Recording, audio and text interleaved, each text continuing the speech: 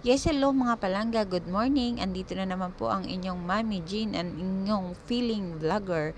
Kasama ko po ang aking pamangkin at inutusan po kami ng aking magandang kapatid na bibili ng ah, pagkain dito sa Wmart Market. Mamamalingki po kami. So ayun mga langga, no, ang ganda po dito sa UEE dahil po mga fresh po ang mga food dito. Ayan, tingnan mo naman po yung isda, no, natalon buhay pa.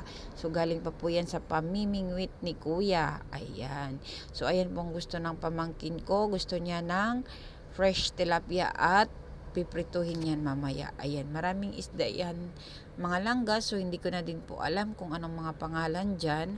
So itong mga langga, kung marami pong nabibiling mga fresh food naman po dito, meron din pong maraming mabibili din po na mga frozen foods. Ayan. So dito po yan sa langga sa Wmart Market. Ayan, marami pong mga frozen foods din dito.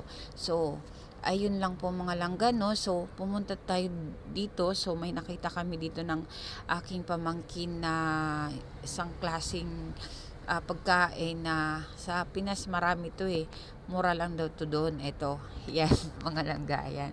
So trinay ko yung kunin. Ayan.